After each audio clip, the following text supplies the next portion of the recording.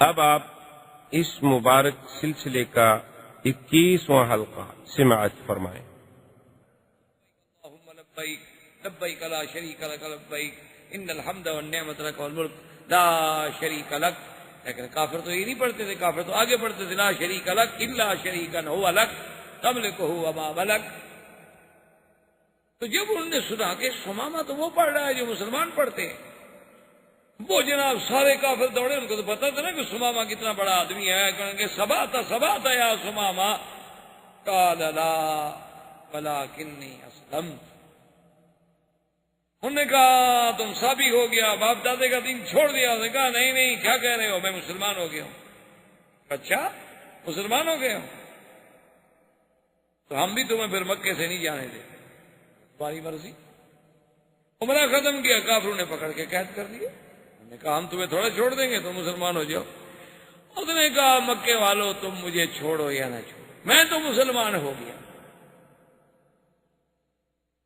ایک بات یاد رکھ لو، میرا قتل کرنا سودا بڑا مہنگا ہے۔ انہوں نے کہا نہیں نہیں ہم دیکھ لیں گے۔ ٹھیک ہے ہماری مرضی۔ وہ اس کو گرفتار کر کے لے کر جا رہے تھے تو ایک آدمی اس کو اپنے علاقے کا مل گیا۔ اس نے کہا کہ میرے قبیلے کو کہہ دینا قریش نے مجھے گرفتار کر لیا، اس علاقے سے ان کو ایک گندم کا دانہ نہ گزرنے دو، کوئی ان کا تجارتی وفد ہے لوٹ، اور اپنے علاقے میں ایک ذرہ کوئی غذائی اجناس نہیں گزرنے دینی۔ اور ساری غذائی اجناس آتی تھی یمامہ سے، تمامہ سے، سارا علاقہ تو وہی آباد تھا۔ اب جناب جب ان کو خبر ملی کہ تمامہ نے یہ کر دیا، انہوں نے کہا اچھا دیکھو ہم آپ کو چھوڑ دیتے ہیں، تم پھر ایسا نہ کرو۔ انہوں نے کہا اب میری مرضی ہے، چھوڑو قتل کرو تمہاری مرضی، میں کوئی معافی شافی نہیں مانگتا، میں ایک قبیلے کا سردار ہوں اور مجھے بدلہ لینا آتا ہے۔ تم کیا ہو قریش، تمہاری تعداد تو 2000 مقاتل بھی نہیں ہے، میرے پاس تو 70,000 مقاتل ہیں، کیا بچوں والی بات کرتے ہو، مجھے 2 سزائیں موت دیتے ہو تو دے دو، میں اپنا بدلہ لوں گا۔ انہوں نے کہا جی جاؤ، تم مہربانی کرو ہم سے جاؤ۔ انہوں نے کہا ٹھیک چل پڑ۔ وہاں جانے کے بعد اس نے پورا پابندی لگا دی۔ اب قریش مرنے لگ گئے، اتنے مجبور ہوئے کہ ایک وفد بھیجا مدینہ منورہ میں کہ حضور ہم پر رحم کریں، ہمارا تو ناطقہ بند ہو گیا۔ کہا حضور ہم کہاں جائیں، ٹھیک ہے آپ کا ہمارا اختلاف اپنی جگہ پر ہے، آپ کی ہماری جنگ اپنی جگہ پر ہے، لیکن ہم آپ کے قبیلے کے لوگ ہیں، آپ کے عزیز ہیں، رشتہ دار ہیں، آپ یہی چاہتے ہیں بھوکے مر جائیں، مہربانی کریں آپ سمامہ کو آدمی بھیجیں، وہ تو کوئی ایک دانہ نہیں گزرنے دیتا اللہ کا بندہ وہاں سے۔ حضور صلی اللہ علیہ وسلم کو رحم آ گیا۔ حضور نے فرمایا اچھا ہم اس کو پیغام بھیجتے ہیں اور ہم سے بھی جو مدد ہوگی ہم کریں گے۔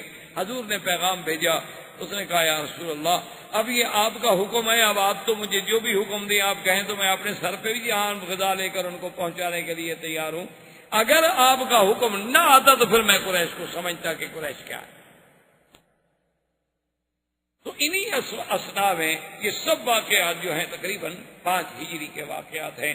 غزوہ خندق، غزوہ احزاب، اسی طرح بنی قریظہ کو سزا، پھر حضور صلی اللہ علیہ وسلم کا بنی غطفان، بنو فزارہ، بنی سلیم، اور ان تمام احابیش اور ان تمام قبائل کے خلاف ایکشن، کہ حتیٰ کہ حضور صلی اللہ علیہ وسلم یعنی بذات ہی چلتے چلتے مدینہ منورہ سے آپ اندازہ فرمائیں کہ وادی عثمان میں پہنچے، اور 10 صحابہ جن کی قیادت حضرت ابو بکر کر رہے تھے وہ تو مکے میں بھی پہنچے۔ یعنی اندازہ فرمائیں کہ وجہ کیا تھی کہ حضور کا وہ فرمان اب اللہ نے سچا کر دکھایا تھا کہ نحن نغزو قریشا لم یغزونا بعد اليوم، آج کے بعد ہم قریش پر حملہ کریں گے، ہم قریش پر چڑھائی کریں گے، لیکن اب قریش کو اتنی طاقت نہیں ہوگی کہ وہ ہم پر حملہ کر سکے۔ اسی واقعات میں اللہ تبارک و تعالیٰ نے سورۃ الاحزاب، قرآن پاک کی سورت کا نام بھی سورۃ الاحزاب ہے، اس میں اللہ تبارک و تعالیٰ نے یہ بات بیان فرمائی ہے کہ اشحۃ علیکم فَإِذَا جَاءَ الْخَوْفُ رَأَيْتَهُمْ يَنْظُرُونَ إِلَيْكَ تَدُورُ أَعْيُنُهُمْ كَالَّذِي يُغْشَىٰ عَلَيْهِ مِنَ الْمَوْتِ، کہ میرا مدنی جب خوف آئے، ڈر آئے تو ایسے دیکھتے ہیں آپ کی طرف جیسے ان کی آنکھیں موت سے پھٹی جاتی ہیں، موت آ گئی۔ فَإِذَا ذَهَبَ الْخَوْفُ، جب خوف چلا جائے سلکوکم بألسنۃ حداد اشحۃ علی الخیر، پھر ان کی زبانیں اتنی تیز ہو جاتی ہیں کہ کاٹتے. اولئک لم یؤمنوا، وہ ہرگز ایمان نہیں لائے. فاحبط اللہ اعمالهم وکان ذلک علی اللہ یسیرا. اور اللہ نے قرآن میں نقشہ کھینچا کہ یحسبون الاحزاب لم یذهبوا، یعنی ان منافقوں کو تو مدینہ منورہ میں رہتے ہوئے ابھی تک یہ خیال تھا کہ وہ لشکر نہیں گیا. یہ ابھی تک اس خیال میں مگن تھے کہ ابھی وہ قریش بیٹھے ہوئے ہیں، خندق کے اس طرف لشکر بیٹھا ہوا ہے، تھوڑا پیچھے ہٹ گیا، بس زیادہ سے زیادہ ان کو یہ خیال تھا. لیکن ان کو پتہ نہیں تھا کہ ہم نے ان کو اڑا دیا ہے. یحسبون الاحزاب لم یذهبوا وإن يأت الأحزاب يودوا لو أنهم بادون في الأعراب يسألون عن أنبائكم فلو كانوا فيكم ما قاتلوا إلا قليلا. اور میرا مدنی یہ منافقوں کا جب یہ حال ہے، اگر یہ آپ کے ساتھ رہتے اور خندق کو چھوڑ کر نہ بھاگ جاتے پھر بھی نہ لڑتے، کیونکہ جب دل آپ کے ساتھ نہیں. لقد كان لكم في رسول الله أسوة حسنة لمن كان يرجو الله واليوم الآخر وذكر الله كثيرا فلما رأى المؤمنون الأحزاب قالوا هذا ما وعدنا الله ورسوله وصدق الله ورسوله. اور جب وہ احزاب لشکر آئے تو جو مومن تھے انہوں نے جب دیکھا، انہوں نے کہا کہ بالکل اللہ کا جو وعدہ ہے سچا ہے، اللہ کے نبی نے جو کہا تھا سچا ہے. وما زادهم الا ایمانا وتسلیما. ان مومنوں کا تو اور ایمان بڑھ گیا. انہوں نے کہا یہ تو ہونا ہے، ہم پر حملے ہوں گے، ہمیں آزمایا جائے گا. من المؤمنین رجال صدقوا ما عاهدوا الله علیہ. میرا مدنی ان مومنوں میں ایسے لوگ ہیں جنہوں نے سچا کر دکھایا جو اللہ کے ساتھ وعدہ کیا تھا. فمنهم من قضى نحبه ومنهم من ينتظر وما بدلوا تبدیلا.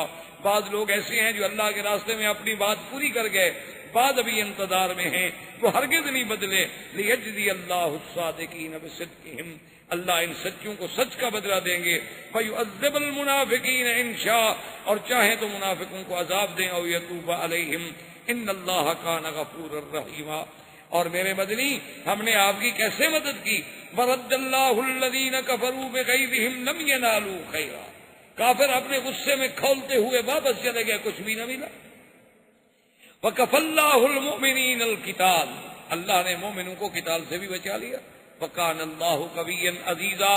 وانزل الذین ظاہروہم من اہل الکتاب من صیاصیہم. اور میرے مدنی ہم نے اتارا اہل کتاب کو، وہ بنی قریظہ، ان کو اپنے ان کے قلعوں سے ہم نے اتارا. وقذف فی قلوبہم الرعب. ہم نے ان کے دلوں میں آپ کا روب ڈالا. فریقا تقتلون وتأسرون فریقا. ان میں سے ایک پارٹی، ایک جماعت کو قتل کیا گیا، ایک کو قید کیا گیا. وأورثکم ارضہم ودیارہم واموالہم وارضا لم تطئوها. اور میرا بدنی ہم نے آپ کو ان کی زمینوں کا، ان کی حویلیوں کا وارث کیا. وکان اللہ علی کل شیء قدیر. اور اللہ تبارک و تعالی ہر چیز پہ قدرت رکھنے والے ہیں کہ ہم نے اپنی قدرت سے اسلام کو غالب کیا، کفر کو مغلوب کیا، اور مدینہ منورہ کی قوت اقتدار کو زیادہ سے زیادہ استحکام بخشا.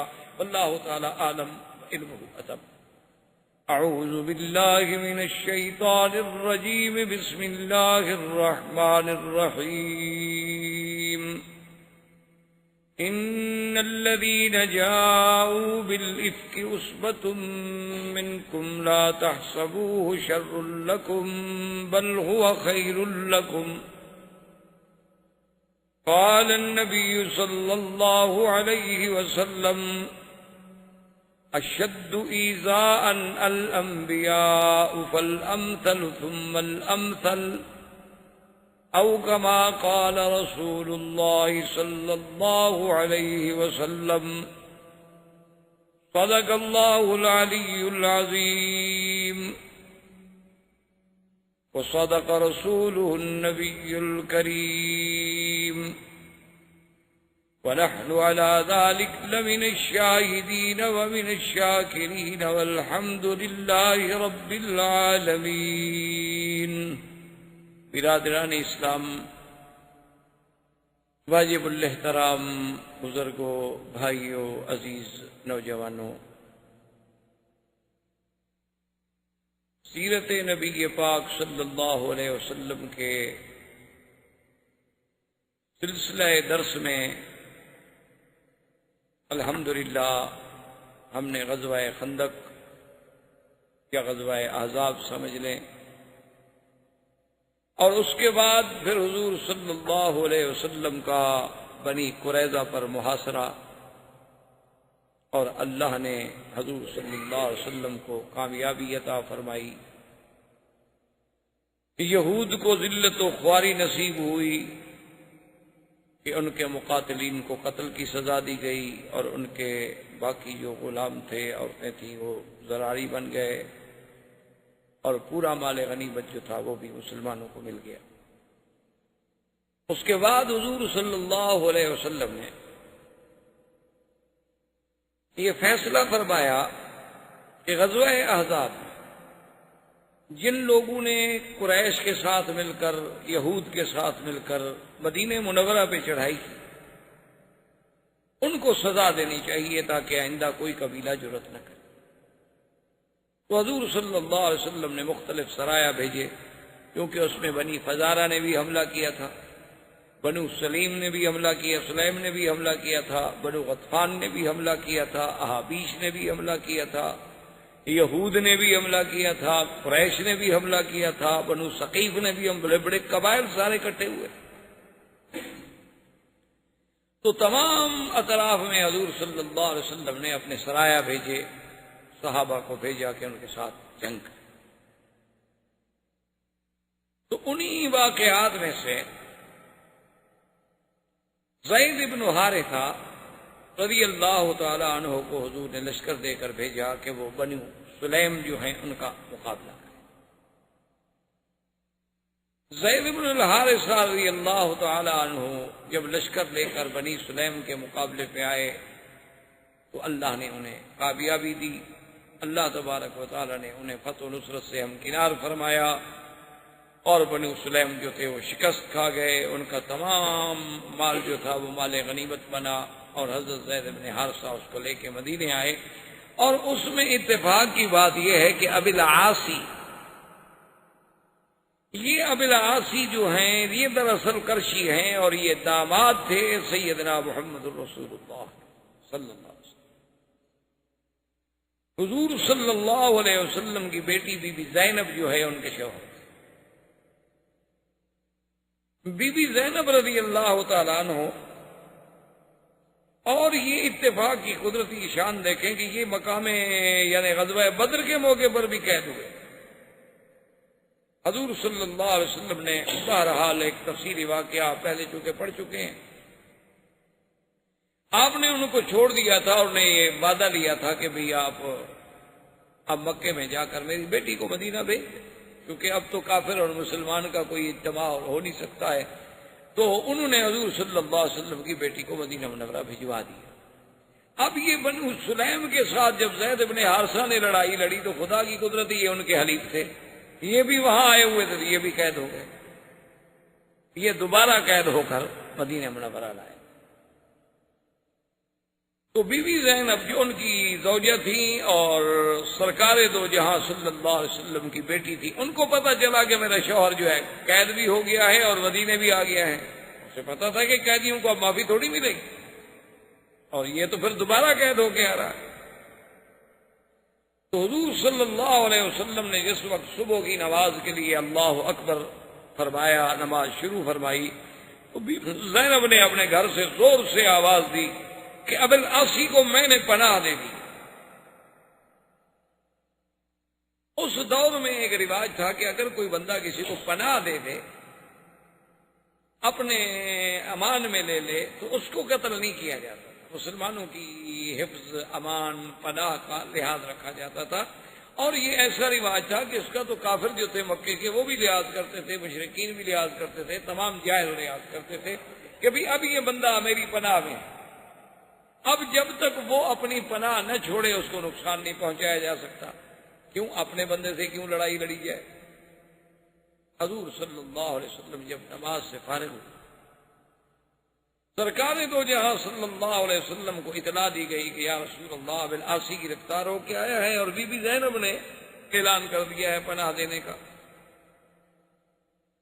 تو حضور پاک نے فرمایا کہ واللہ لا اعلم، آپ نے فرمایا تو مجھے تو اس ذات پاک کی قسم ہے جو میرے قبضہ قدرت میں، مجھے کوئی علم نہیں ہے اس بات، تاکہ صحابہ کے ذہن میں یہ بات نہ جائے کہ حضور کا چونکہ داماد ہے تو اس کو رعایت مل رہی ہے۔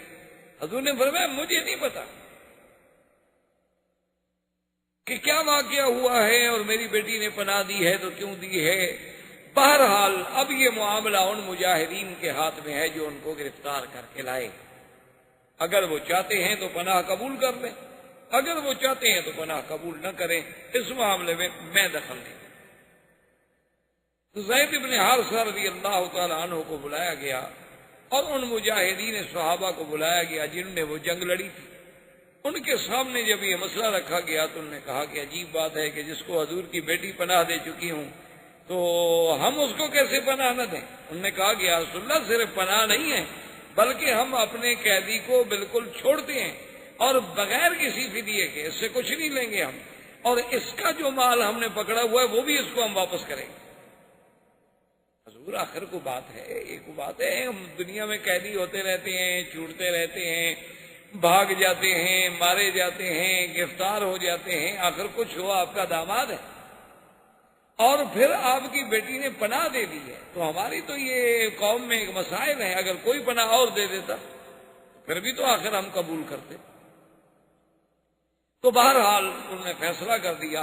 حضور صلی اللہ علیہ وسلم فرمایا کہ بھئی چونکہ یہ معاملہ مجاہدین کا ہے اور ان کا حق ہے، یہ ان کا قیدی ہے اور اس کا مال جو ہے ان کے لیے مال غنیمت کا حصہ ہے، وہ جانے اور فیصلہ جانے۔ صحابہ نے ابی العاصی کو چھوڑ دیا۔ ابی العاصی اپنے پورے سامان کے ساتھ باعزت طور پہ بری ہو کر مکے میں پہنچے۔ جب مکے میں آئے تو ان کے پاس لوگوں کی بڑی امانات تھیں، آپ نے لوگوں کو بلایا اور لوگ بھی بڑے خوش ہوئے کہ ابی العاصی واپس آ گیا، ابی العاصی واپس آ گیا۔ آخر قبیلے کا آدمی تھا، سارے لوگ اکٹھے ہو گئے، اس نے ایک ایک امانت سب کو پہنچائی اور اس کے بعد انہوں نے پوچھا کہ بھئی کوئی آدمی مکے میں ایسا رہ گیا ہے جس کی کوئی امانت کوئی چیز میرے پاس ہو؟ انہوں نے کہا کہ لا واللہ ما وجدناک الا صادقا وفیا، کہ ابی العاصی ہم نے آپ کو سچا بھی پایا، ہم نے آپ کو امانت والا بھی پایا کہ آپ نے ہماری ہر چیز ہمیں محفوظ لوٹا دی ہے۔ تو اس نے کہا کہ دیکھو اگر تم میری صداقت اور میری عدالت کی گواہی دے رہے ہو تو پھر آج اس بات کے بھی گواہ ہو جاؤ کہ اشہد اللہ الہ الا اللہ اشہد ان محمد رسول اللہ، میں نے اسلام قبول کر لیا ہے۔ میں نے مدینے میں اس لیے اسلام قبول نہیں کیا کہ لوگ کہیں کہ قیدی تھا اس لیے اسلام قبول نہیں کیا، اور میں نے راستے میں اس لیے قبول نہیں کیا آپ کہیں گے کہ ہماری امانتیں کھا گیا۔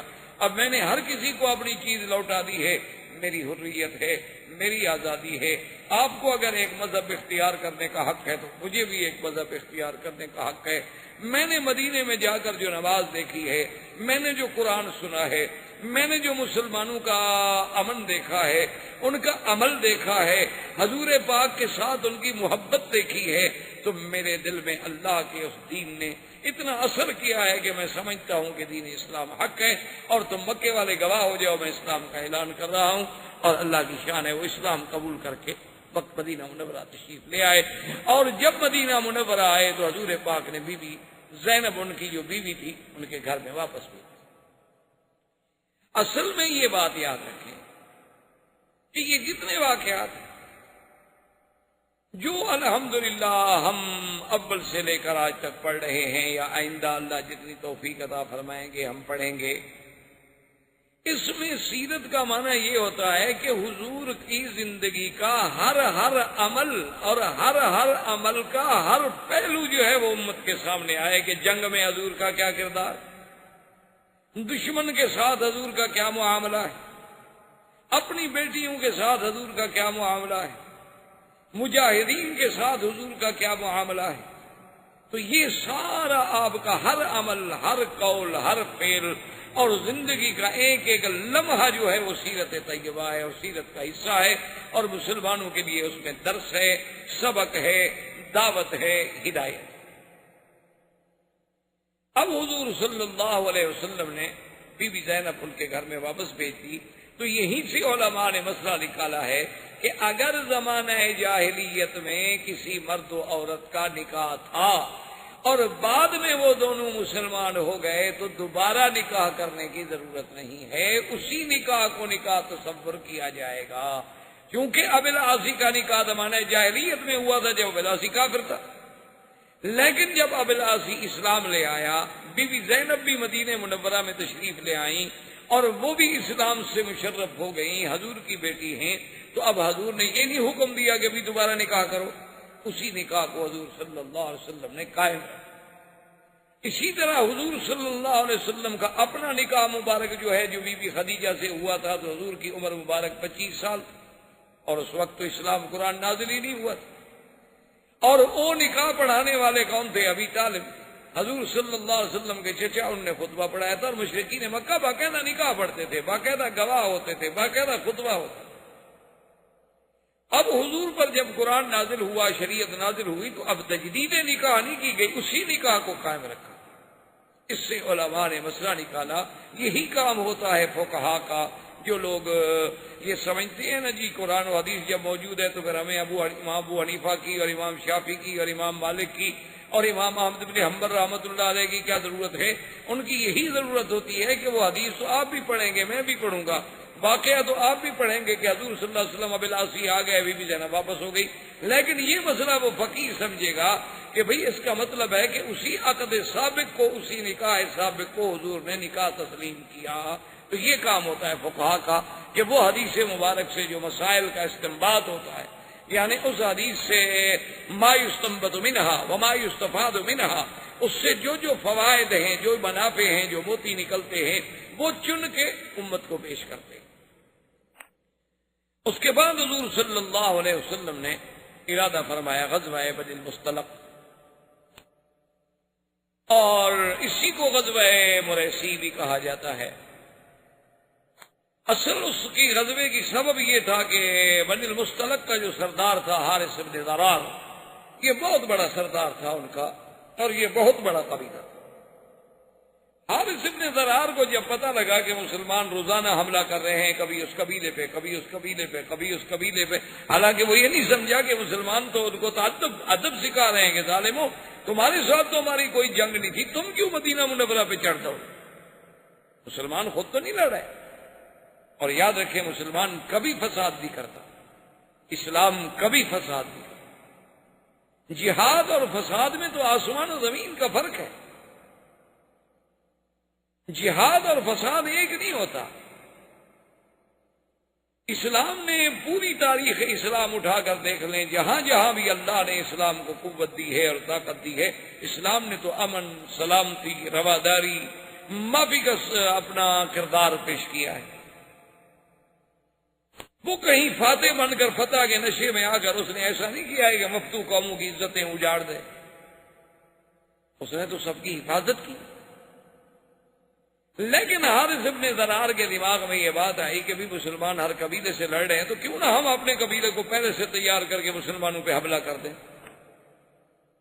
اس نے جنگ کی تیاری شروع کی، اور حضور صلی اللہ علیہ وسلم کو خبر ملی کہ حارث بن ضرار جو ہے، قبیلہ بنی المصطلق جو ہے، وہ اپنی لشکر جو ہے تیار کر رہے ہیں مدینہ منورہ پر چڑھائی کرنے کے لیے۔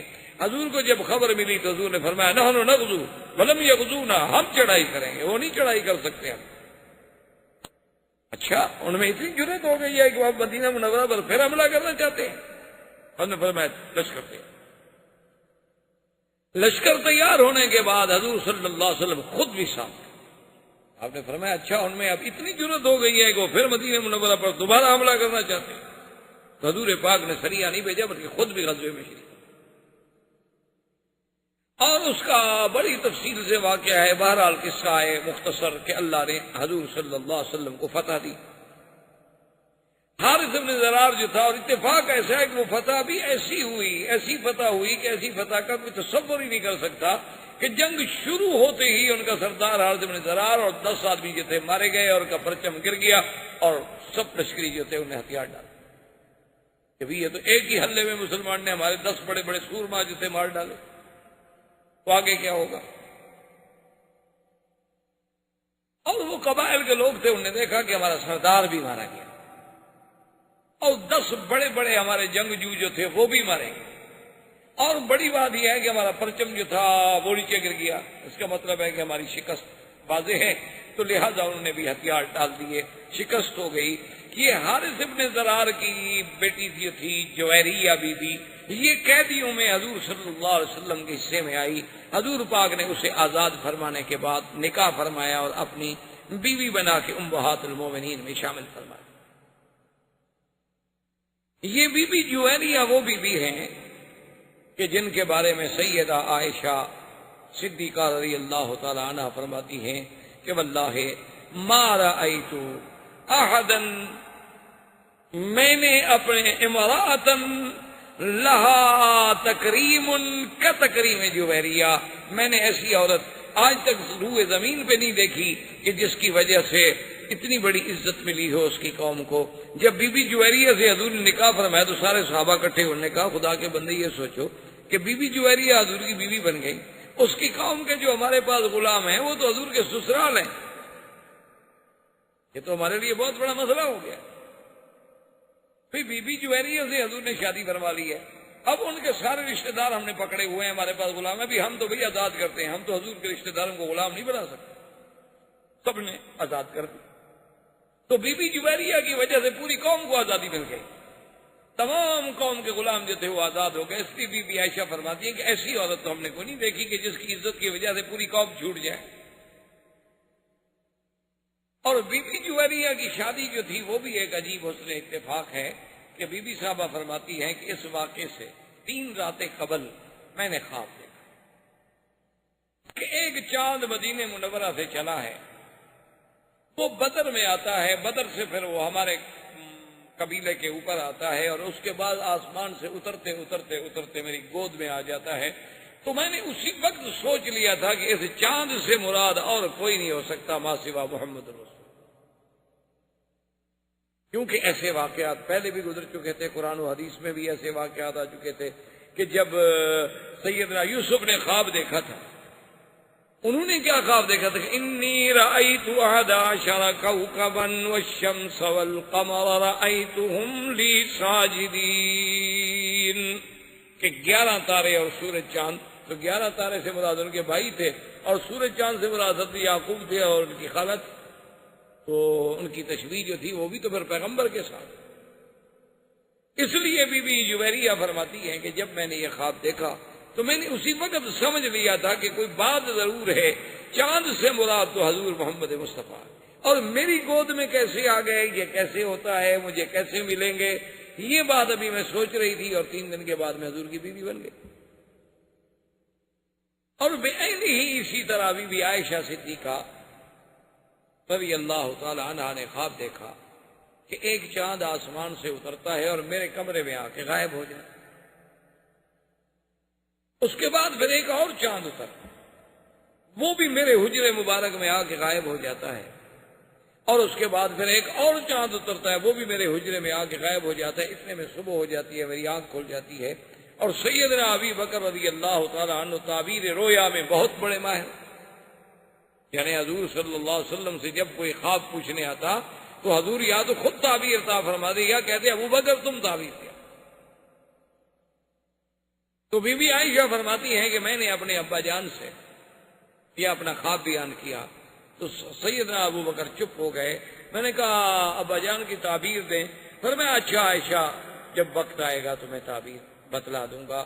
اور کہتی ہیں کہ فلما توفی رسول اللہ صلی اللہ علیہ وسلم ودفن فی حجرتی، جس دن حضور پاک کی وفات ہوئی اور حضور سرکار دو جہاں میرے حجرے میں دفن ہوئے تو میرے ابے نے کہا کہ عائشہ ھذا اول قمر من اقمارک، آج پہلا چاند تو تیرے گھر میں آ گیا۔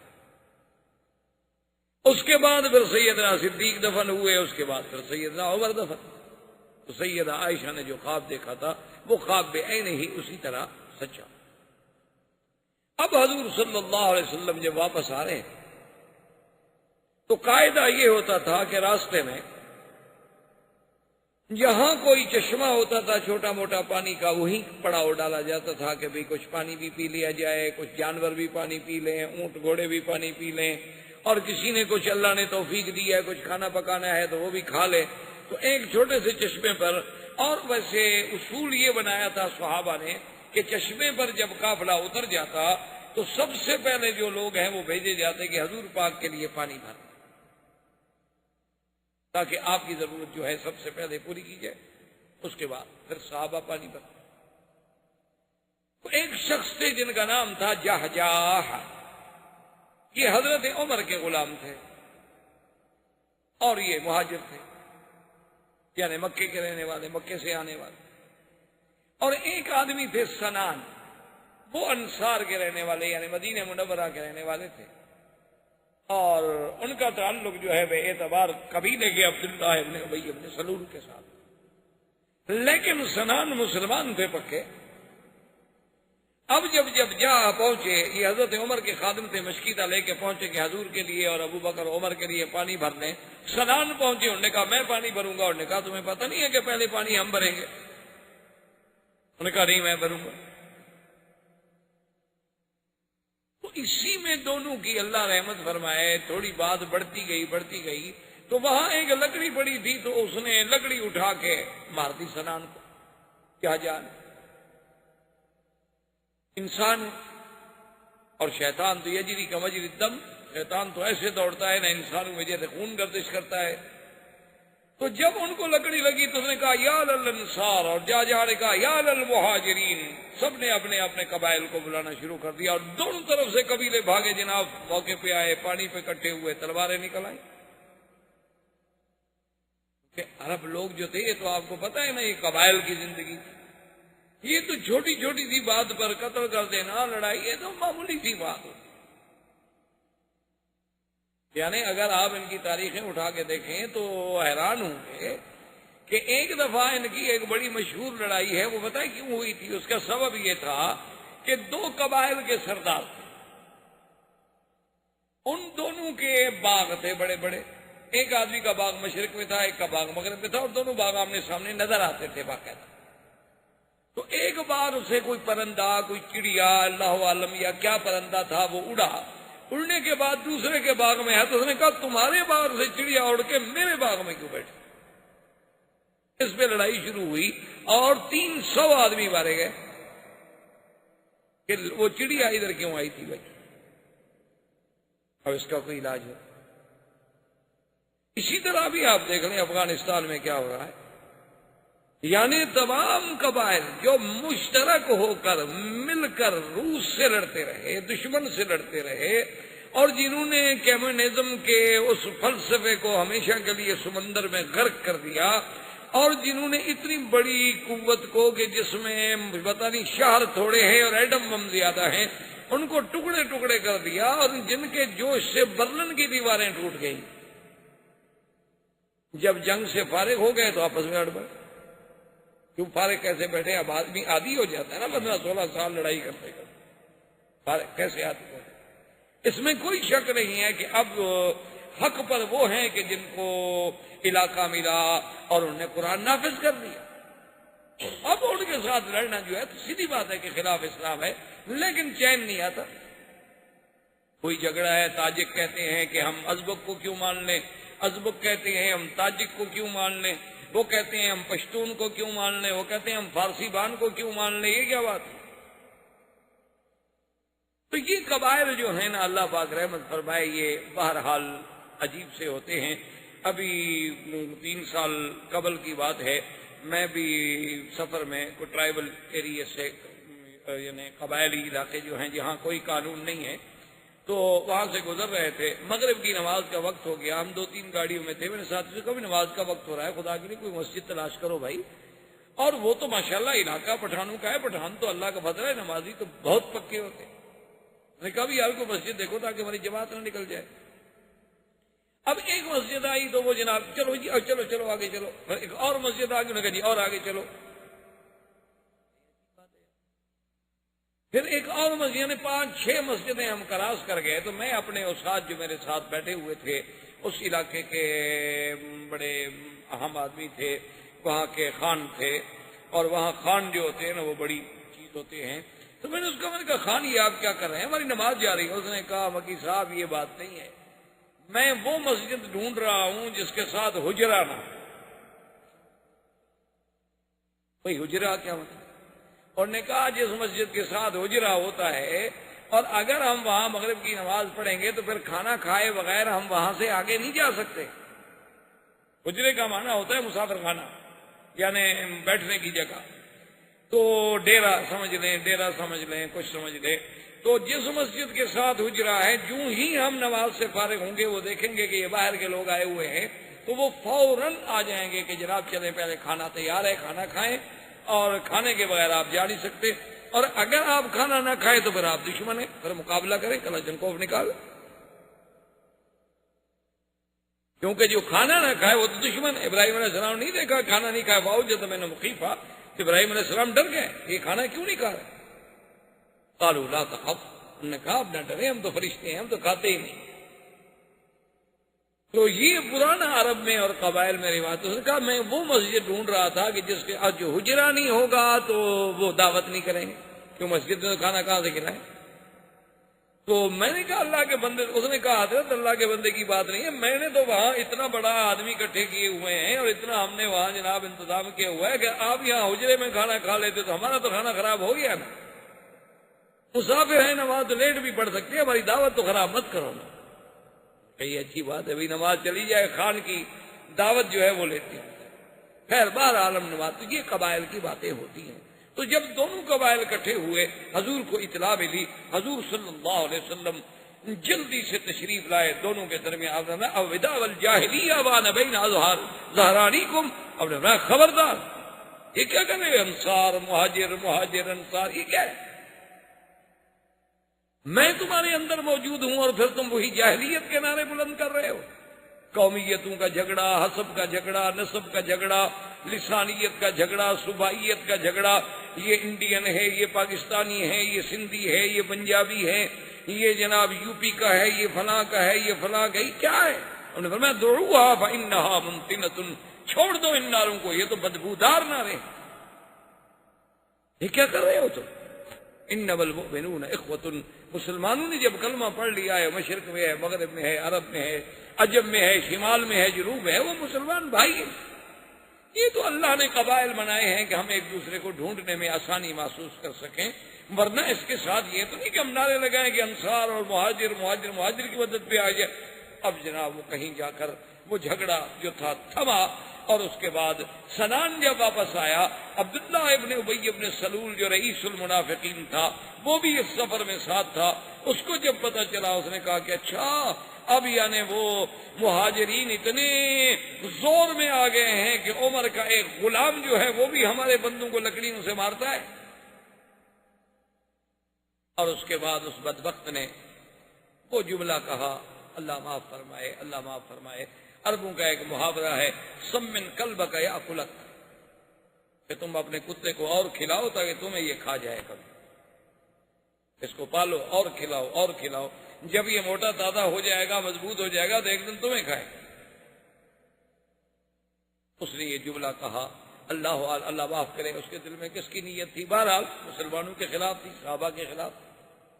زید بن ارقم ایک صحابی تھے اسی کے قبیلے کے، یعنی تھے وہ بھی خزرج، وہ یہ باتیں سن رہے تھے، انہوں نے آ کر اپنے چچا سے کہا کہ میرے چچا عبداللہ ابن ابی یہ کہہ رہا، اور پھر اس نے کہا انصاریوں سے، اس نے کہا کہ یہ سارا تمہارا کیا درا ہے، تم نے مہاجرین کو باغ دیے، تم نے گھر دیے، تم نے مدینے میں ان کو آباد کیا، تم نے ان کو کھلایا، آج وہ سر پہ نہ چڑھے تو کیا ہو؟ اس لیے فیصلہ کر لو کہ لا تنفقوا علی من عند رسول اللہ حتی ينفضوا۔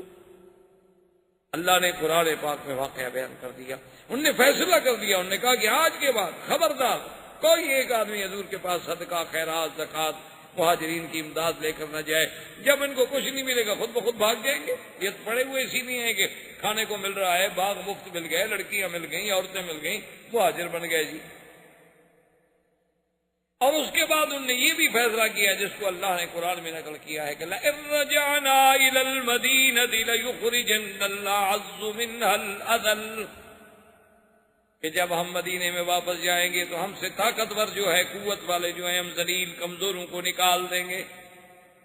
مانا یہ تھا کہ اب نکالو مہاجرین کو، مدینہ تو ہمارا ہے، انصار کا، اوس و خزرج کا ہے۔ جب زید بن ارقم کی معرفت حضور صلی اللہ علیہ وسلم کو اس خبر کا پتہ چلا حضور صلی اللہ علیہ وسلم نے فرمایا زید صحیح کہہ رہے ہو؟ اس نے کہا رسول اللہ میں نے خود سنا ہے،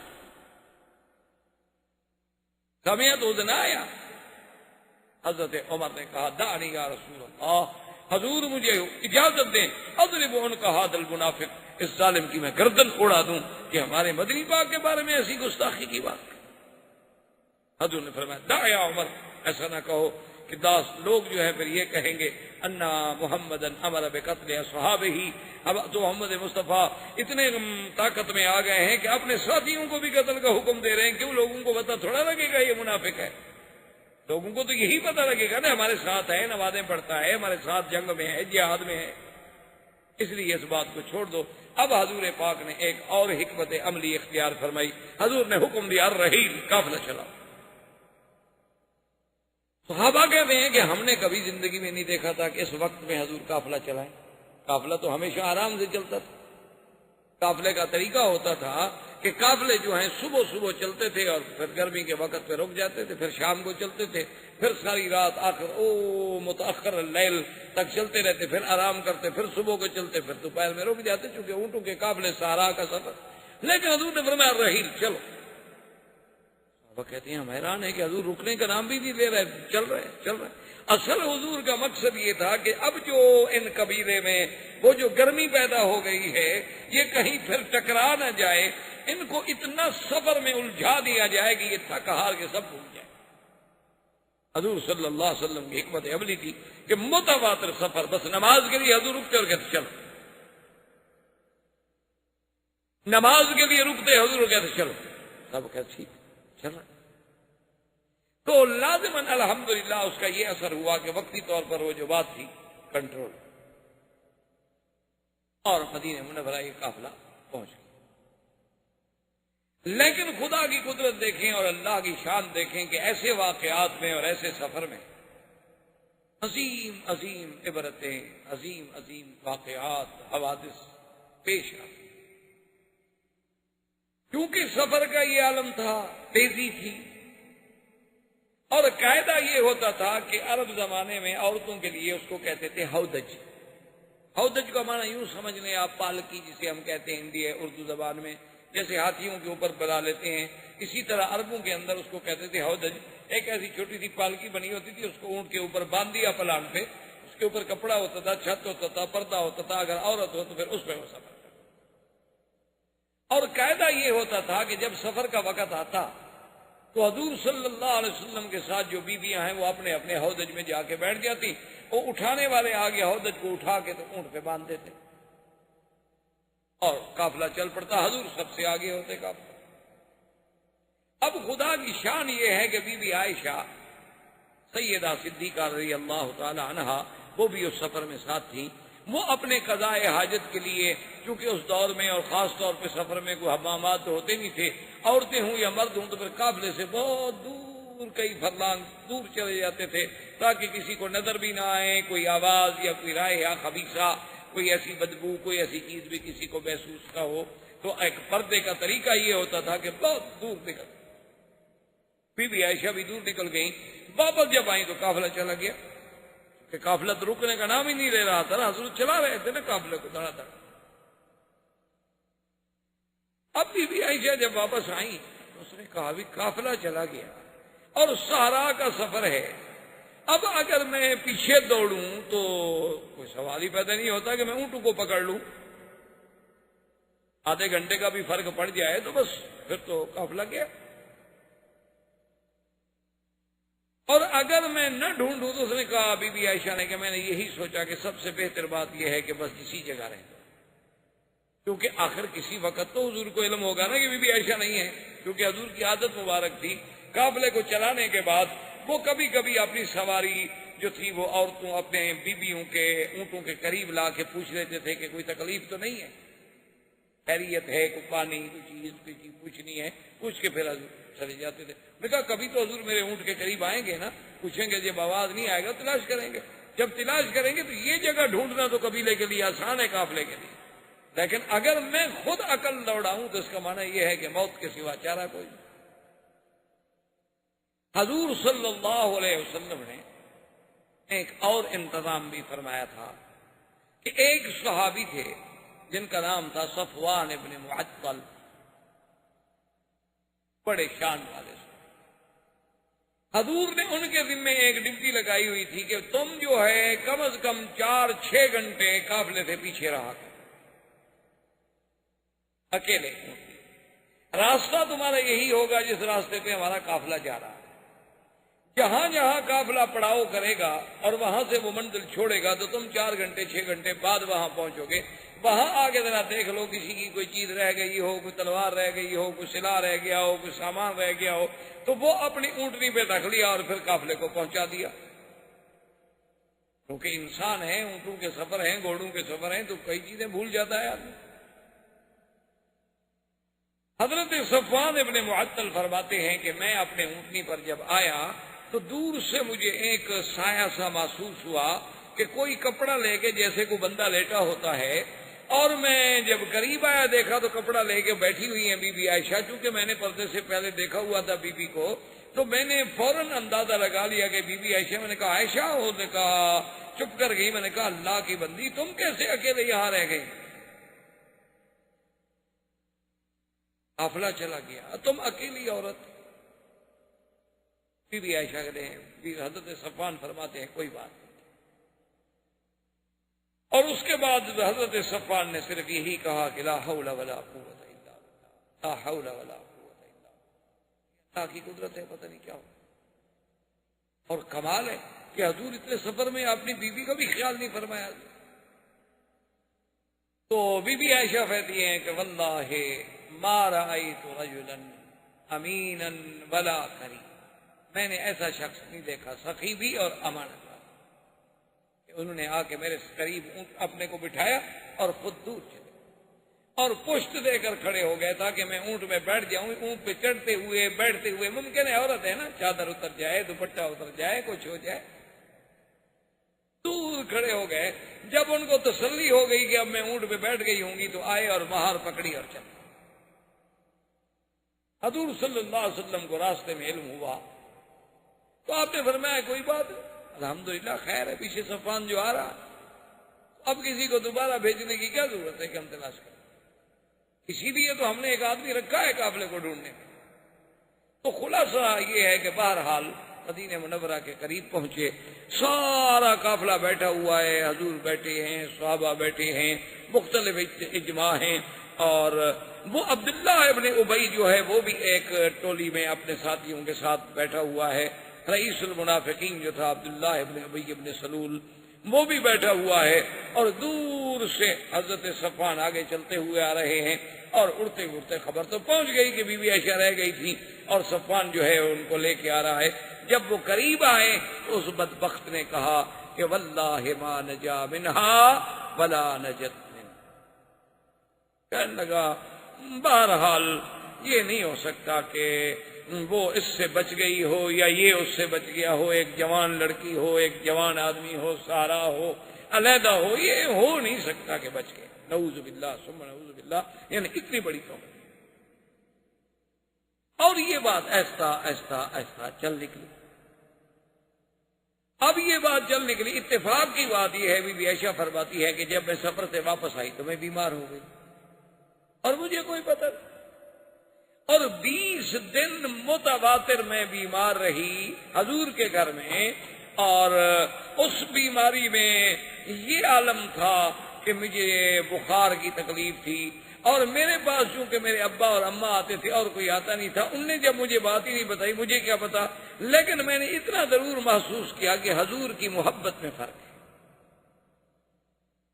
حضور صلی اللہ علیہ وسلم کا جو التفات تھا، جو حضور کا محبت تھی اور توجہ تھی، میرے ساتھ آگے بات کرتے تھے، مجھے بہلاتے تھے، مجھے تسلی دیتے تھے، خاص طور پہ مجھے اگر بخار ہو یا تکلیف ہو تو پھر حضور کافی ٹائم میرے ساتھ بیٹھتے تھے، صرف حضور تشریف لاتے اور آگے اتنا پوچھ رہے تھے کئی فتیکم، کیا حال ہے اس کا، اور اس کے بعد چلے۔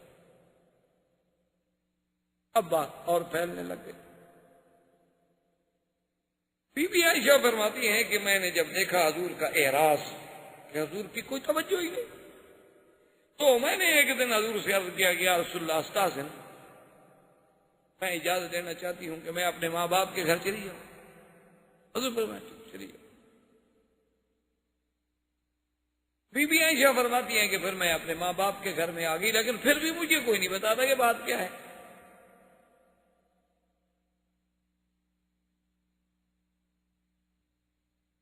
تو ایک رات میں اپنے حاجت انسانی کے قضاء کے لیے، چونکہ اس زمانے میں بھی یہی تھا کہ گھروں میں کوئی حمام نہیں، کوئی بیت الخلاء نہیں، کچھ نہیں، عورتیں باہر جاتی تھیں دور رات کو نکل کے، تو ہم دور جا رہے تھے اپنے قضاء حاجت کے لیے، تو میرے ساتھ مستہ ایک صحابی ہیں، ان کی والدہ جو ہے وہ بھی میرے ساتھ سفر کر رہی تھی۔ ان کا چادر جو تھا وہ پاؤں میں الجھا، تو بی بی مستہ جو تھی وہ گری، زمین پہ گری، اور گرتے ہوئے ان کے منہ سے فوراً نکلا کہ تائس مستہ، اللہ مستہ کو ہلاک کر دے۔ عائشہ فرماتی ہے میں تو گھبرا گئی، میں کھڑی ہو گئی، میں نے کہا حضرت تو کل ہی نہیں آؤ مستہ، اما تعلمین انہ بدری، میں مستہ کیا کہہ رہی ہوں؟ تم یہ نہیں جانتی کہ وہ صحابی ہے اور بدر کا صحابی ہے، بدری ہے، تم اس کے بارے میں یہ بات کر رہی ہو؟ تو وہ کھڑی ہوگی، انہوں نے کہا عائشہ تمہیں پتہ نہیں؟ کیا؟ نے کہا تمہیں پتہ نہیں کہ مستہ کیا کہہ رہا ہے؟ ابھی بھی کیا پتا مستہ کیا کہہ رہا ہے؟ وہ تو صحابی ہے، بدری ہے، حضور کا غلام ہے۔ اس نے کہا کہ پھر مستہ نے مجھے سارا واقعہ سنایا کہ کیسے تم قافلے سے پیچھے رہ گئیں، کیسے صفوان کے ساتھ پہنچی، عبداللہ ابن ابی ابن سلول نے کیا کہا، اس کے بعد یہ باتیں پھیلنا شروع ہو گئیں، تو اس میں میرا بیٹا مستہ، حمنہ بنت جہش اور حضرت حسان جیسا شاعر رسول اللہ، بڑے بڑے مسلمان بھی الجھ گئے، کیونکہ جب بات نکلتی ہے تو اثر رکھتی۔ اسی لیے کسی نے کہا نا کہ جو بات نکلتی ہے اثر رکھتی ہے، پر نہیں طاقت پرواز مگر رکھتی۔ اب بات اڑنی شروع ہو گئی، پھر کس سے بندے گئے،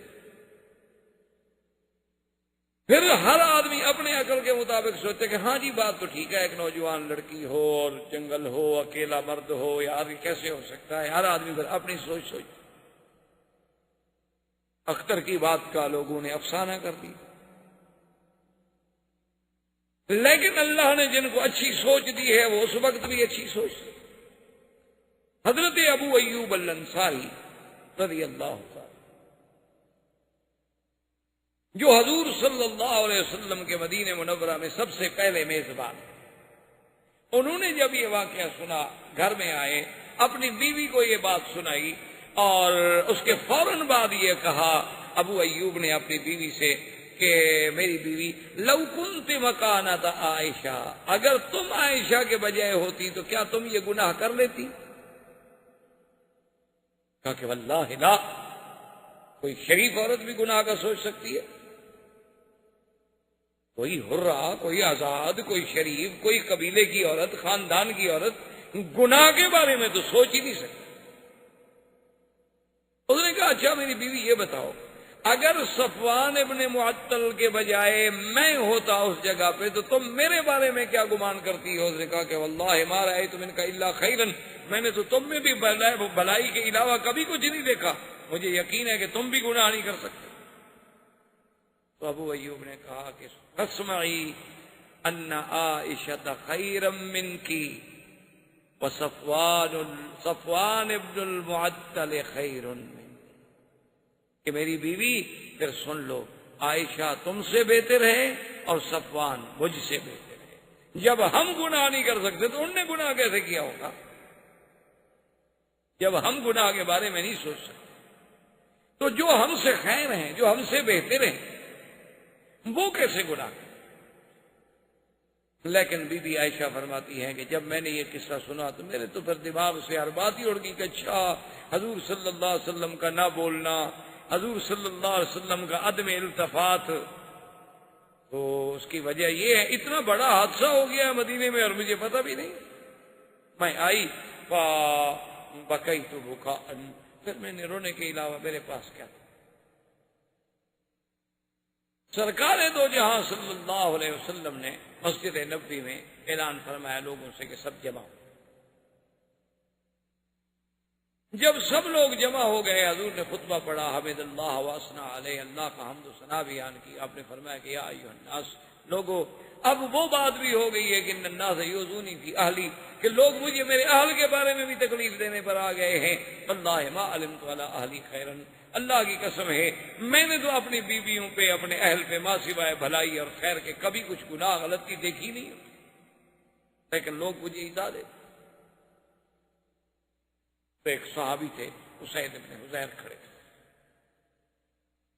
یہ سید الاوس، اوس کے قبیلے کے سردار. انہوں نے کہا یا رسول اللہ ان کان من الاوس، حضور آپ پر تہمت لگانے والا، آپ کے گھرانے پر اعتراض کرنے والا اگر ہمارے قبیلے کا آدمی ہے، حکم کریں ہم اس کی گردن کاٹ کے پاؤں میں رکھیں، اور اگر وہ خزرج کے قبیلے کا آدمی ہے تو پھر سعد ابن عبادہ رئیس الخزرج کو حکم دیں گے اس کی گردن کاٹ کے رکھیں، یا ہمیں حکم دیں پھر ہم دیکھیں گے خزرج کے لوگ کیسے تہمت لگاتے ہیں. سعد ابن عبادہ کھڑے کو نے کہا تم جھوٹ بول رہے ہو، تمہیں پتا ہے کہ تمہارے قبیلے کا آدمی نہیں ہے جس نے یہ حرکت کی ہے. اگر تمہارے قبیلے کا آدمی ہوتا نا اتنے جذبے تو باتیں نہ کرتے. تمہیں چونکہ پتا ہے کہ وہ تمہارے قبیلے کا بندہ نہیں ہے، وہ ہمارے قبیلے کا بندہ، اس لیے جذبات میں آ رہے ہیں. تو یہ آپس میں پیش ہو گئے. حضور اٹھے درمیان سے، آپ نے فرمایا اچھا تم لوگ بجائے میری ہمدردی کرنے کے اپنی قبائلی الجھنوں میں پھر الجھ گئے ہو. جب حضور چلے گئے تو ڈر گئے، کبھی حضور ناراض ہو گئے. اس کے بعد حضور صلی اللہ علیہ وسلم نے حضرت اسامہ اور حضرت علی کو، آپ نے فرمایا اسامہ چونکہ تم میرے بیٹے ہو، میرے بچے ہو، محبوب ہو، میرے بیٹے کے بیٹے ہو، اور ہمارے گھر میں آنا جانا، تمام بیویوں کے ساتھ ملنا، بچوں کی طرح ساتھ رہے ہو، تمہاری کیا رائے ہے، تم کیا سمجھتے ہو؟ نے کہا یا رسول اللہ ما رأیت الا خیرا، میں نے تو کبھی آپ کے گھر میں کوئی غلطی دیکھی نہیں، میں کیا بات ہے. حضور بی بی عائشہ میں کوئی برائی نہیں. حضور نے فرمایا علی ابن ابی طالب تم بتلاؤ تو ہمارے عزیز ہو، تمہاری کیا ہے؟ تو حضرت علی کہتے ہیں کہ خدا کی قسم ہے میرا مقصد صرف یہ تھا کہ حضور کے ذہن پر جو بوجھ ہے نا وہ کسی طرح اتر جائے. میں نے کہا یا رسول اللہ ایک عورت کی وجہ سے اتنا اہمیت دینی اور اتنا دکھ پریشانی لے لینی کیا ضرورت ہے؟ آپ کچھ شادی کرنا چاہے اور شادی کرو بس، کیا ہے؟ اگر ایسی کوئی بات ہے تو ایک عورت کا ہی ہے نا مسئلہ. اور اگر آپ تحقیق چاہتے ہیں تو پھر بی بی عائشہ کی جو خادمہ ہے بی بی بریرہ جو ان کی کنیز ہے ان سے تحقیق کریں، چونکہ کنیز 24 گھنٹے قریب رہتی ہے، اس کو زیادہ معلومات ہو سکتی. حضور نے فرمایا اچھا علی تم تحقیق. حضرت علی رضی اللہ تعالیٰ نے بی بی بریرہ کو بلایا اور کہا کہ بتلاؤ. اس نے کہا کہ علی خدا کی قسم واللہ ما علمت علیہ خیرا، میں نے تو بی بی عائشہ کا کبھی کوئی غلطی نہیں دیکھی. ہاں ایک دفعہ ایک غلطی دیکھی تھی کہ میں نے آٹا گوندا اور آٹا بی بی کو دے کے میں چلی گئی کہ اس آٹے کا خیال رکھنا. میں واپس آئی تو یہ کھیل رہی تھی اور آٹا جو تھا بکری کھا رہی تھی. یعنی غافل تو ہے، بچیوں والی باتیں تو ہیں اس میں، اتنا تو ہے کہ غفلت کر جاتی ہے، کسی چیز کو سنبھال نہیں پاتی، لیکن یہ تو نہیں کہ میں نے اس پہ کبھی گناہ دیکھا. تو حضرت علی غصے میں آ گئے. انہوں نے کہا کہ بریرہ دیکھو سیدھی بات، یہ میرے نبی کی عزت کا مسئلہ ہے، اگر ایسی بات ہے تو میں تو تیری چمڑی نکال دوں. انہوں نے کہا تمہاری جو مرضی ہے کہو، میں نے تو بی بی عائشہ پہ کبھی گناہ دیکھا ہی نہیں، میں کیا کروں. یہ اصل وجہ تھی جو بی بی عائشہ اور حضرت علی کی ناراضگی ہو گئی، جس کو پھر لوگوں نے بڑا چڑھا دیا. اصل وجہ یہ تھی کہ بی بی عائشہ اس بات کو ہمیشہ یاد کرتی تھی کہ حضرت علی تو آخر کچھ ہو، کتنا بڑا مقام ہو، لیکن میرے تو بیٹے تھے، ان کو بھی اپنی ماں کے بارے میں شبہ تھا کہ میری اب کنیز کو کہیں کہ تمہاری چمڑی اتار دوں گا. اور نبی سے کہتے ہیں کہ جی حضور بی بی کو چھوڑ دیں اور شادی کر لیں. اگر حضور غصے میں مجھے طلاق دے دیتے تو میں تو ساری زندگی کے لیے ماری جاتی. تو یہ کیسا میرا بیٹا ہے جو ایسے مشورے دے رہا. حالانکہ حضرت نے کہا کہ واللہ عائشہ خدا کی قسم حضور جب اتنے اداس تھے تو میں حضور کو کیسے تسلی دوں؟ حضور کو مطمئن کرنے کا تم مجھے بتاؤ میرے پاس کیا حل تھا. یہی تھا کہ دیکھو جی میں نے نوکرانی کو ڈانٹا ہے، میں نے بی بی بریرہ کو ڈانٹا ہے، میں نے یہ تحقیق کی، میں نے یہ تحقیق کی، اور حضور کے دماغ سے بوجھ اتارنے کے لیے میں نے کہا حضور اگر آپ چاہتے ہیں تو چھوڑ دیں. تو یہ سارے واقعات ہونے کے بعد حضور صلی اللہ علیہ وسلم نے بعض روایات میں ہے کہ آپ نے سیدنا عمر کو بولا. آپ نے فرمایا عمر تمہاری کیا رائے؟ اس نے کہا حضور میں آپ کے گھر کے بارے میں بات کر سکتا ہوں. آپ نے فرمایا میں پوچھ رہا ہوں، میرا حکم ہے. تو انہوں نے کہا حضور اگر تو آپ کا حکم ہے تو پھر میں بھی آپ سے کچھ پوچھوں تو آپ ناراض تو نہیں ہو جائیں گے؟ حضور نے فرمایا کہ بالکل نہیں. انہوں نے کہا حضور یہ تو بالکل واضح مسئلہ ہے، آپ مجھے یہ بتائیں کہ عائشہ کے ساتھ شادی آپ نے خود کی ہے یا اللہ نے کرائی ہے؟ نے کہا حضور یہ تو 2 اور 2 4 کا مسئلہ ہے، یہ تو مسئلہ ہے ہی نہیں کوئی مشکل. میں کیا مطلب؟ میں کہا حضور آپ یہ فرمائیں تزوجت بعائشہ او ان اللہ زوجک بعائشہ، آپ نے خود شادی کی یا اللہ نے کرائی؟ انہوں نے فرمایا عجیب بات کر رہے ہو، تو جبریل تصویر لے کے آئے، اللہ کے حکم سے شادی ہوئی. انہوں نے کہا حضور ہمیں اپنے بیٹوں کے لیے اچھی عورتیں مل جاتی ہیں، اللہ کو اپنے نبی کے لیے پاک بیوی نہیں ملی. کیا بات کر رہے ہیں؟ یعنی اللہ نہیں ڈھونڈ سکے اپنے نبی کے لیے کوئی اچھی لڑکی؟ اور انہوں نے کہا حضور اچھا مجھے یہ بتلائیں یہ مکھیاں جو اڑتی پھرتی ہیں یہ آپ کے بدن پہ بیٹھتی ہیں؟ حضور نے فرمایا کہ نہیں، اللہ نے مجھے گندگی سے محفوظ رکھا ہے. انہوں نے کہا حضور اللہ آپ کے بدن پہ گندی مکھی نہیں بیٹھنے دیتا، گندی عورت بیٹھنے دیتا ہے؟ کیا بات کر رہے ہیں؟ رسول صحابہ کہتے ہیں حضور کا چہرہ جیسے گلاب کا پھول کھلتا ہے نا، کھل گیا کہ واقعی میرا گھر تو پاک ہے، میں تو بلا وجہ پریشان. حضور فوراً تشریف لے آئے. بی بی عائشہ کہتی ہے میں لیٹی ہوئی تھی.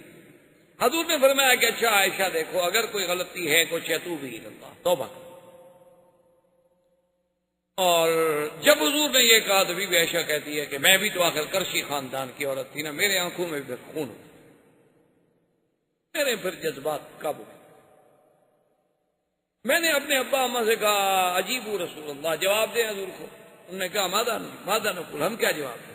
میں نے کہا یا رسول اللہ تو میں نہیں توبہ کرتی. آج میرا وہی حال ہو گیا ہے کہ اگر میں جھوٹ کا اقرار کر لوں تو آپ مجھے سچا مانیں گے، اور اگر میں سچی بات کروں کہ میں بے گناہ ہوں، میرا کوئی گناہ نہیں ہے، تو آپ مجھے نہیں مانتے. میرے ماں باپ بھی میری صفائی دینے کے لیے تیار ہیں، آپ اللہ کے نبی ہو کر مجھے کہتے ہیں توبہ کرو، اس کا مطلب ہے کہ آپ مجھے گناہ گار سمجھتے ہیں. میں نہیں توبہ، میں نے گناہ کیا نہیں، واللہ بریۃ، میرا اللہ گواہ ہے کہ میں بری. اور بیوی کہتی ہے کہ میں نے کہا کہ یا رسول اللہ میرے پاس کوئی جواب نہیں مگر میں وہی جواب کہوں گی. کہتی ہے اس غصے میں، اس اپنے جذبے میں آ کے میں حضرت یعقوب کا نام بھی بھول گئی، مجھے حضرت یعقوب کا نام بھی بھول گیا. میں نے کہا اقول کما قال ابی یوسف، جیسے یوسف کے ابا نے کہا تھا میں بھی وہی بات کہتی ہوں، لیکن مجھے یعقوب علیہ السلام کا نام بھی اس غصے میں بھول گیا. فصبر جمیل واللہ المستعان علی ما تصفون. میں نے کہا حضور پھر میرا بھی وہی جواب ہے کہ میں صبر کرتی ہوں، اللہ میری مدد. کہتی ہے اس کے بعد وحی نازل ہونی شروع ہوئی اور میں نے دیکھا میرے ابا اماں کی جان نکل رہی ہے کہ خدا جانے وحی آ گئی، کیا ہوتا ہے پتہ نہیں، ہماری بیٹی کے بارے میں کیا حکم آتا ہے. لیکن کہتی ہے اللہ مطمئنہ، میں مطمئن تھی، مجھے پتا تھا کہ اللہ پاک بے گناہ کے خلاف تو بات تھوڑی فرمائیں گے، اللہ عادل ہے. کہتی ہیں کہ جب وحی اتری اور وحی ختم ہوئی حضور صلی اللہ علیہ وسلم ابشری عائشہ، عائشہ مبارک ہو، ان اللہ قد برأک من السماء، اللہ نے تیری گواہی دی ہے آسمانوں سے کہ تو پاک ہے. حضرت ابی بکر نے کہا قومی عائشہ فاشکری رسول اللہ، عائشہ اٹھو اللہ کے نبی کا شکریہ ادا کرو. عائشہ کہتی میں نے کہا لا اشکر رسول اللہ، میں اللہ کے نبی کا شکریہ ادا نہیں کرتی، آپ نے مجھ پر کون سا اعتماد کیا ہے. انی اشکر الذی انزل الوحی من العرش، میں اس کا شکر ادا کروں گی جس نے عرش سے میری گواہی. اور بی بی عائشہ فرماتی ہیں خدا کی قسم ہے مجھے یہ امید نہیں تھی کہ میرے بارے میں قرآن اترے گا اور قیامت تک پڑھا جائے گا. میں سمجھتی تھی کہ زیادہ سے زیادہ اللہ حضور کے دل میں بات ڈال دیں گے کہ بھی آپ کی بیوی پاک ہے، یا زیادہ سے زیادہ حضور صلی اللہ علیہ وسلم کو خواب دکھلا دیا جائے گا کہ آپ کی بیوی پاک ہے. لیکن میں یہ امید نہیں کر سکتی تھی کہ میرے بارے میں اللہ قرآن اتاریں گے اور قرآن قیامت تک پڑھا جائے گا. لولا اذ سمعتموہ قلتم ما یکون لنا ان نتکلم بہذا سبحانک ھذا بہتان عظیم. اللہ نے قرآن کا پورا رکوع اتارا بی بی عائشہ صدیقہ کی شان. اسی لیے آج دیکھیں دنیا میں اختلاف ہے کہ بھی شیعہ کافر ہے یا نہیں ہے، لیکن اس پہ پوری دنیا کے علماء اہل سنت کا اتفاق ہے کہ جو آدمی بی بی عائشہ کو پاک نہ سمجھتا ہو اس کے کفر میں کوئی شک نہیں، کیونکہ بی بی عائشہ کی برات تو قرآن میں ہے. اب جو بی بی عائشہ کو پاک نہ سمجھے، اس کا مطلب یہ ہے کہ اس نے قرآن کا انکار کر دیا، اس نے تو اللہ کے فرمان اور قرآن کی ایک آیت کا انکار جو ہے وہ کفر ہے۔ تو بی بی عائشہ کو اللہ نے یہ عظمت اور یہ شان عطا فرمائی، اور اللہ نے حکم دیا کہ جن لوگوں نے، اچھا خدا کی قدرت دیکھو کہ جو منافقین تھے انہوں نے تو بات کی نا طریقے سے، لیکن مسلمان بیچارے تو کھل کے بات کہہ بیٹھے۔ تو 3 مسلمانوں جن میں حضرت حسان، حضرت مصطح اور بی بی حمنہ، ان کو جھوٹی تہمت لگانے کے کوڑے لگائے گئے، اور حضرت ابو بکر صدیق نے جو مصطح پہ خرچ کرتے تھے، آپ نے فرمایا واللہ لا انفق بعد ذلک، خدا کی قسم ہے کہ مصطح آج کے بعد پھر میں تمہارے اوپر خرچ نہیں کروں گا کہ تم بھی میری بیٹی پہ تہمت لگانے میں شریک ہو جاؤ اور میں تمہارے گھر کے خرچے برداشت کروں۔ اللہ نے قرآن نازل کیا، الا تحبون ان یغفر اللہ لکم واللہ غفور الرحیم، کیا تم یہ نہیں چاہتے ہو کہ تم بھی معاف کر دو جیسے اللہ نے معاف کر دیا ہے؟ تو حضرت صدیق نے کہا تبت الی اللہ، میں قسم کا کفارہ دوں گا، مصطح پہلے جو میں تمہیں خرچ دیتا تھا اب اس سے دگنا خرچ کرا۔ تو یہ سارے واقعات جو ہیں یہ 5 ہجری کے بعد پیش آئے، 6 ہجری کی ابتدا ہو چکی تھی، زندگی باقی تو بات باقی۔ وما علینا الا البلاغ، السلام علیکم ورحمۃ اللہ وبرکاتہ۔ برادران اسلام، واجب الاحترام بزرگوں، دوستوں، بھائیوں، عزیز نوجوانوں، دروس سیرہ نبویہ کے ضمن میں سرکار دو جہاں صلی اللہ علیہ وسلم کی سیرت طیبہ ابتدا سے لے کر اختصار کے ساتھ ہم 6 ہجری کے واقعات پہ پہنچے تھے، جس میں افک سیدہ عائشہ رضی اللہ تعالی عنہ اور اس عظیم واقعے کے بعد برات سیدہ عائشہ رضی اللہ تعالی عنہ کے بعد سرکار دو جہاں صلی اللہ علیہ وسلم نے ایک خواب دیکھا، اور اس خواب میں اللہ تبارک و تعالی نے حضور صلی اللہ علیہ وسلم کو یہ دکھلایا کہ حضور صلی اللہ علیہ وسلم اپنے صحابہ کے ساتھ عمرہ کر رہے ہیں، اراکین عمرہ سے، ارکان عمرہ سے فارغ ہو کر سر مڈا رہے ہیں، کوئی بال کٹا رہے ہیں اطمینان کے ساتھ، کوئی خوف نہیں ان پہ کہ خواب جو ہے سرکار دو جہاں صلی اللہ علیہ وسلم۔ اصل مسئلہ یہ ہے کہ ایک عام انسان کا خواب ہوتا ہے اور ایک اللہ کے مقبول بندوں کا خواب ہوتا ہے، اور ایک انبیاء علیہم الصلاۃ والتسلیم کا خواب۔ وہ ایک خواب ہوتا ہے عامۃ المسلمین کا، یعنی عام مسلمانوں، اس میں تو کبھی خیر بھی ہوتی ہے، کبھی شر بھی ہوتا ہے، کبھی اچھا بھی ہوتا ہے، کبھی برا بھی ہوتا ہے، کبھی احلام بھی ہوتے ہیں، کبھی جو ہمارے اوپر دن میں واقعات گزرتے ہیں اسی کا ایک عکس جو ہے وہ لا شعور سے شعور کی طرف منتقل ہوتا، اور ایک خواب ہوتا ہے اہل اللہ کا، اللہ کے اولیاء کا، عباد اللہ الصالحین کا، وہ تقریباً خیر ہوتا ہے اور تقریباً زیادہ حق اور سچ کے قریب ہوتا ہے، اور ایک خواب ہوتا ہے اللہ کے انبیاء کا۔ انبیاء علیہم الصلاۃ والتسلیم کا جو خواب ہوتا ہے وہ تو بالکل ایسے ہوتا ہے جیسے ان پر اللہ کی وحی نازل ہو، یعنی جیسے وحی میں کوئی شبہ نہیں، نبی کے خواب میں بھی کوئی شبہ۔ انبیاء علیہم الصلاۃ والتسلیم کے خواب میں، اور اس کی وجہ یہ ہے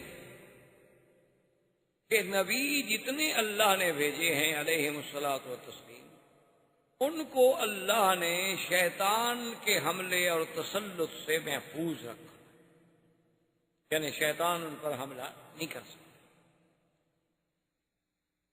تو جب شیطان کے تسلط سے محفوظ ہو گئے تو اب صاف بات ہے کہ انہیں جو بھی رویا ہوگا، خواب ہوگا، وہ رحمان سے ہوگا، شیطان سے تو ہو ہی نہیں سکتا۔ اس لیے انبیاء علیہم السلام کے خواب کو اور ایک عام مسلمان کے خواب کو آسمان و زمین کا فرق ہے، یعنی وہ تو وحی ہے، جیسے کہ سیدنا ابراہیم الخلیل علیہ الصلوۃ والتسلیم نے بھی خواب دیکھا تھا کہ اپنے بچے کو ذبح کر رہے ہیں، اور اس کے بعد بڑا تفصیل سے واقعہ ہے۔ اب اس ضمن میں تو صرف چونکہ بعض اہم باتیں میں عرض کرنے کی کوشش کرتا ہوں تاکہ معلومات ہو جائیں۔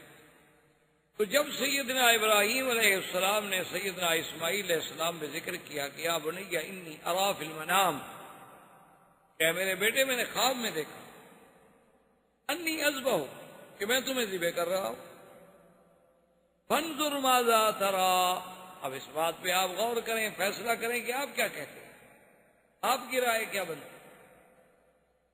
تو سیدنا اسماعیل علیہ الصلوۃ والتسلیم نے جو جواب دیا وہ جواب مبارک یہ تھا، قال یا ابت افعل ما تؤمر، کہ ابا جان آپ کریں جو اللہ نے آپ کو حکم دیا۔ یعنی وہ سمجھتے تھے کہ میرے باپ کا خواب جو ہے وہ اللہ کا حکم ہے، وہ صرف خواب نہیں۔ تو انبیاء علیہم الصلوۃ والتسلیم کا خواب جو ہے وہ تو بالکل اس طرح ہوتا ہے کہ جیسے اللہ کی وحی ہو، اس میں کوئی شک، کوئی شبہ، کوئی ریب نہیں ہو۔ اور اس ضمن میں ایک بات آپ کو یہ بھی عرض کر دوں کہ اگر آپ کبھی خواب دیکھیں اور وہ خواب ڈراؤنا ہے، خطرناک ہے، اس کا علاج بھی سرکار دو جہاں صلی اللہ علیہ وسلم نے بتا دیا ہے کہ اپنے بائیں طرف تھوک دیں۔ یہ ضروری نہیں ہوتا کہ تھوک ہی ڈالیں، مقصد تو یہ ہے کہ شیطان کو لعنت کر دی، اور اس کے بعد 3 دفعہ لا حول ولا قوت الا باللہ العلی العظیم پڑھیں، اور اپنی کروٹ بدل کے دوسری کروٹ پہ سو جائیں، اور اس کے بعد کسی کو ذکر نہ کریں، آپ کو اس خواب کا کوئی نقصان نہیں ہوگا، کسی کو بھی نہ بتائیں، بس بھول جائیں، سمجھیں کہ آپ نے دیکھا تھا، نہیں دیکھا تھا، اس کا کسی قسم کا ضرر آپ کو نہیں ہوگا۔ اور اگر آپ نے خواب دیکھا ہے اور آپ کو سمجھ نہیں آ رہا کہ بھئی پتہ نہیں یہ خیر ہے، شر ہے، اچھا ہے، برا ہے، اس کے بارے میں حضور کا حکم ہے کہ خواب ہر کسی پر ذکر نہ کریں، اس بندے پہ ذکر کریں جو آپ کا خیر خواہ بھی ہو اور علم بھی رکھتا ہو۔ یعنی علم کا کیا معنی ہے؟ یعنی اس کو رویا کے ساتھ علم ہو، خواب کے ساتھ اس کو مناسبت، کیونکہ علم رویا جو ہے یہ مستقل ایک علم ہے، کیونکہ حضور نے فرمایا کہ خواب ایک ایسی چیز ہے کہ جب تعبیر دینے والا اس کی تعبیر دیتا ہے تو کبھی ایسا ہوتا ہے کہ بالکل اسی طرح واقع ہو جاتا ہے جو اس کے منہ سے نکلے گا۔ تو اب اگر وہ آدمی عالم نہیں تھا تو وہ تو خدا جانے کوئی اونٹ پٹانگ بات کہہ دے گا،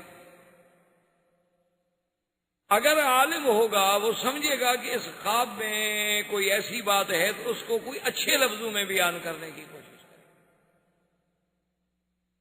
تاکہ اللہ تبارک و تعالیٰ کی طرف سے اچھی خیر مانگی جائے، اچھی تمنا رکھی جائے، اچھی آرزو رکھی جائے۔ تو خواب کے اندر یہ بھی لازمی ہے کہ اس کو آپ یعنی ایک عام چیز نہ سمجھا کریں۔ اور اسی طرح دنیا میں حضور نے فرمایا سب سے بڑا جھوٹا وہ انسان ہے جو خواب نہ دیکھے اور لوگوں سے کہے کہ میں نے خواب دیکھا۔ اس نے خواب نہیں دیکھا لیکن لوگوں سے کہتا ہے کہ جناب مجھے تو فلاں بزرگ کی زیارت ہوئی، اور مجھے تو فلاں صحابی کی زیارت ہوئی، اور مجھے تو حضور صلی اللہ علیہ وسلم کی زیارت ہوئی، اور ایسی باتیں کرتا ہے حالانکہ اس نے نہیں دیکھا۔ کیونکہ اس قسم کی بات جھوٹ بولنا یہ گویا افتراء علی اللہ ہے، اللہ پر جھوٹ بولنا ہے، کیونکہ اگر اچھا خواب ہے وہ تو خدا دکھاتے ہیں، اس نے دیکھا تو ہے نہیں اور جھوٹ بول رہا ہے۔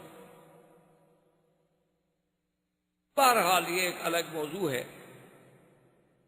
تو سرکار دو جہاں صلی اللہ علیہ وسلم نے خواب دیکھا جس کا باقاعدہ قرآن مقدس میں ذکر ہے کہ لَتَدْخُلُنَّ الْمَسْجِدَ الْحَرَامَ إِنْ شَاءَ اللَّهُ آمِنِينَ مُحَلِّقِينَ رُءُوسَكُمْ وَمُقَصِّرِينَ لَا تَخَافُونَ فَعَلِمَ مَا لَمْ تَعْلَمُوا فَجَعَلَ مِن دُونِ ذَلِكَ فَتْحًا قَرِيبًا۔ اللہ کے نبی نے خواب دیکھا کہ آپ مسجد حرام میں داخل ہوں گے اور امن کی، اور پھر بعض محلقین رؤوسکم و مقصرین، تم میں سے کوئی سر منڈانے والے ہوں گے، کوئی بال کٹانے والے ہوں گے، اور کوئی خوف نہیں۔ جب سرکار دو جہاں صلی اللہ علیہ وسلم نے یہ خواب دیکھا، خواب دیکھنے کے بعد آپ نے اعلان فرما دیا کہ میں نے عمرے پہ جانا ہے، اور جو آدمی اپنی خوشی سے، اپنی خواہش سے، اپنی تمنا سے عمرے پہ جانا چاہیں وہ میرے ساتھ عمرے پہ چلیں، اور جو آدمی نہ جانا چاہے کوئی پابندی نہیں۔ تو بہرحال حضور صلی اللہ علیہ وسلم کے ساتھ تقریباً جو صحیح روایات میں موجود ہے 1400 صحابہ تیار ہوئے جنہوں نے عمرے کا ارادہ فرمایا۔ حضور صلی اللہ علیہ وعلا آلہ و اصحابہ وسلم صحابہ کو لے کر مدینہ منورہ سے روانہ ہوئے، اور ذوالحلیفہ پر، جسے آج کل بیر علی کہتے ہیں، جو آج کل مشہور جگہ ہے مدینہ منورہ سے 6-7 کلومیٹر کے فاصلے پہ، اسے ابیار علی کہا جاتا ہے، بیر علی کہتے ہیں، پرانے دور میں اس کا نام ذوالحلیفہ۔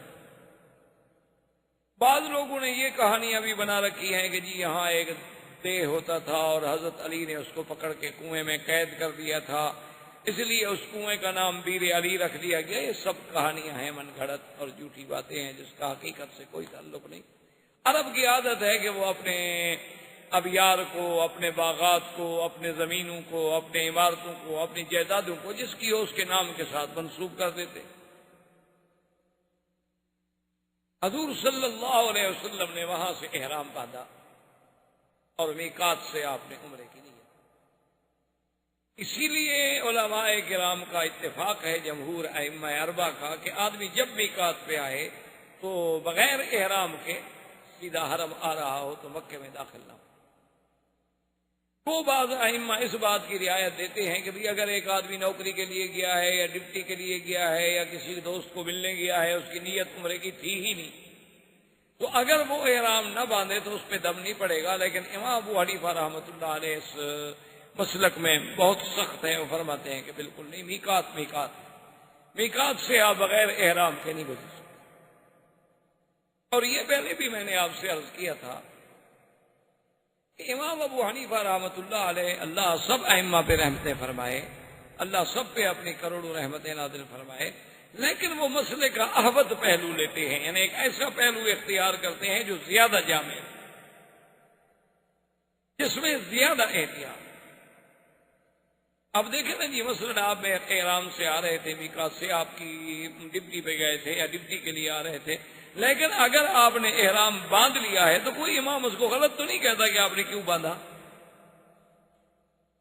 جو اجازت دے رہے ہیں وہ بھی صرف کہتے ہیں اجازت ہے، یعنی دم نہیں پڑے گا، جرمانہ نہیں ہوگا، وہ یہ تو نہیں کہتے کہ ایسا کریں اچھی بات ہے۔ اچھا، اگر بفرض محال قیامت میں لازمی طور پر 2 مجتہدوں کا اجتہاد ہے، لیکن ایک کا اجتہاد حق ہوگا۔ اگر قیامت کے دن اجتہاد یہ حق ہو گیا کہ بھئی اگر کوئی ڈیوٹی والا ہے یا کوئی دوست کے ملنے والا ہے عمرہ نہ کرے تو اس پہ کوئی جرمانہ نہیں، ٹھیک ہے، کوئی بات نہیں، اچھی بات ہے، بچ گئے بیچارے۔ لیکن جس نے عمرہ کیا ہوا ہے اس کا ثواب تو اللہ ضائع نہیں کریں گے بھی تم نے عمرہ کیوں کیا تھا۔ اور جس نے عمرہ نہ کیا اور قیامت والے دن فیصلہ یہی ہوا کہ نہیں عمرہ کرنا ضروری تھا، تو جن نے نہیں کیا وہ کیا کریں گے؟ وہ کون سے محاسن اس کے بدلے میں ادا کریں گے؟ اور پھر امام صاحب یہ فرماتے ہیں کہ مجھے یہ بتائیں کہ کیا حضور پاک نے بھی کبھی کسی میقات سے تجاوز کیا ہو بغیر احرام کے؟ احباب کرام، اس کے بعد اب آپ اس مبارک سلسلے کی CD نمبر 22 سماعت فرمائیں۔